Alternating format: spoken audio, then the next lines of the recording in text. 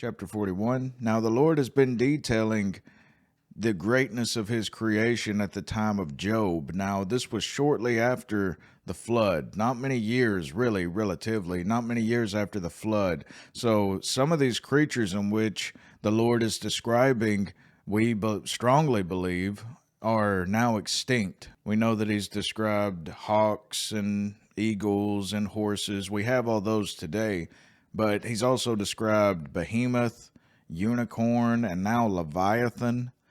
And so let's get into what is this Leviathan, an entire chapter dedicated to this sea creature. And this is the Lord once again speaking to Job. Canst thou draw out Leviathan with a hook, or his tongue with a cord which thou lettest down? Canst thou put a hook into his nose, or bore his jaw through with a thorn? Will he make many supplications unto thee? Will he speak soft words unto thee? Right here, I believe now, and I used to preach that this was describing Satan, that the Lord was describing Satan, but now I really believe, with all the descriptions given, that this was an actual sea creature that is now extinct. According to Answers in Genesis, Old Testament scholar D.A. Kleins rightly points out, while Leviathan is fearsome, there is no thought of a battle with God, and Leviathan is God's creature, not his rival.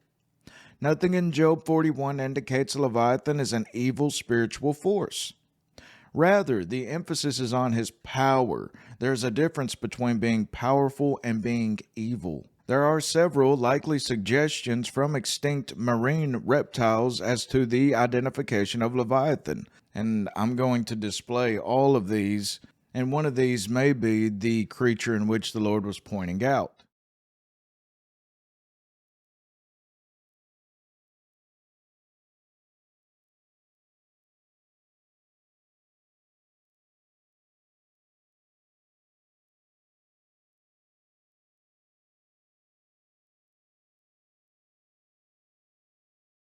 Now, for the sake of this study, I'm going to be going with displaying Sarcosuchus. Verse 4. Will he make a covenant with thee? Wilt thou take him for a servant forever? Wilt thou play with him as with a bird? Or wilt thou bind him for thy maidens? Shall the companions make a banquet of him? Shall they part him among the merchants? Now you'll notice the other extinct sea creatures in which were pointed out, they're primarily restricted to the sea, but with the crocodile, you're going to see how they can be both land and dwell in waters. Canst thou fill his skin with barbed irons, or his head with fish spears? Lay thine hand upon him. Remember the battle. Do no more. The idea of such a proclamation is that fighting this Leviathan creature, once, just fighting it once will be enough. A man will not live to do it a second time. Behold, the hope of him is in vain. Shall not one be cast down even at the sight of him? The very sight of this creature induces fear. None is so fierce that dares stir him up. Who then is able to stand before me? Who hath prevented me that I should repay him? Whatsoever is under the whole heaven is mine. Here we reach the point where the whole argument has been working up. If man cannot cope with creatures, if Job cannot even so much as stand before this Leviathan, which are the work of God's hands, how much less can he presume to cope with him who is their maker? How can you even possibly begin to fathom to stand before the one in whom created this creature? But let's closely examine this verse 11. Who hath prevented me that I should repay him? Now that's a very poignant question, especially because God is addressing Job. And in essence, what the Lord is saying is, who hath laid me under any obligation, so that I should be bound to fall in with his views and take such a course as he might prescribe? The allusion is to Job's persistent demand for a hearing. God is saying, I owe you nothing. I owe you no explanation whatsoever. It is only by grace and mercy that the Lord is even speaking to Job right now. Verse 12. I will not conceal his parts, nor his power, nor his comely proportion. Now the Lord comes back to this description of this Leviathan. Who can discover the face of his garment? Or who can come to him with his double bridle? Who can open the doors of his face? His teeth are terrible round about. Now this monster would have been well known to Job, and the Lord knows that Job was aware of this creature. So he is really detailing and putting it into his mind, much like how you and I would watch a slow motion scene in a movie. He says, who can discover the face of his garment? In other words, who can strip off his outer covering? The scaly coat, that is, which forms his special defense, and expose the comparatively tender skin below. If this were done, he would then be at the hunter's mercy, but who will undertake to do it? You see, the crocodiles that we have today are descendants of this sarcophagus, and we can observe the skin on their backs, which contain bony structures called osteoderms, which make the skin bulletproof. And if you've ever wondered what creature on the earth has the strongest bite, the winner is the saltwater crocodile. Slam their jaws shut with 3,700 pounds per square inch, or 16,460 newtons of bite force. By contrast, you and I might tear into a steak with 150 to 200 pounds per square inch. Hyenas, lions, and tigers generate around 1,000 pounds per square inch. This is almost 4 times the bite force of lions and tigers. These enormous creatures would grow up to 40 feet long and weigh as much as 8 tons. Verse 15, his scales are his pride, shut up together as with a closed seal. One is so near to another that no air can come between them. They are joined one to another. They stick together, that they cannot be sundered. By his neesings a light doth shine, and his eyes are like the eyelids of the morning.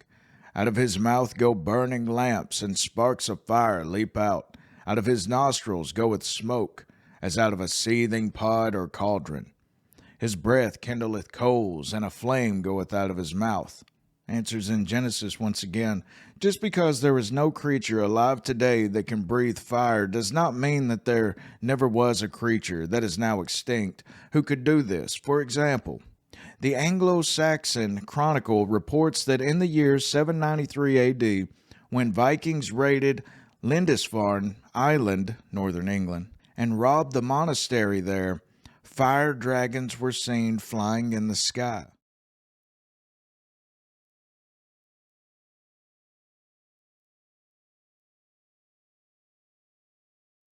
Verse 22. In his neck remaineth strength, and sorrow is turned into joy before him. And what the Lord is saying there, in essence, is that the approach of an enemy, which usually causes fear and sorrow in others, fills this creature with joy, as being desirous of nothing more than fighting. The flakes of his flesh are joined together. They are firm in themselves. They cannot be moved. His heart is as firm as a stone, yea, as hard as a piece of the nether millstone. And this is mainly alluding to, this is a very heartless creature. When he raiseth up himself, the mighty are afraid. By reason of breakings, they purify themselves.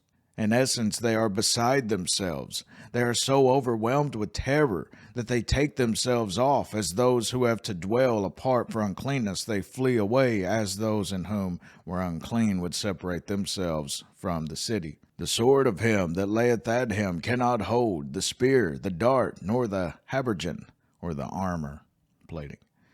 He esteemeth iron as straw, and brass as rotten wood. The arrow cannot make him flee. Sling stones are turned with him into stubble. Darts are counted as stubble. He laugheth at the shaking of a spear. Sharp stones are under him. He spreadeth sharp pointed things upon the mire. He maketh the deep to boil like a pot.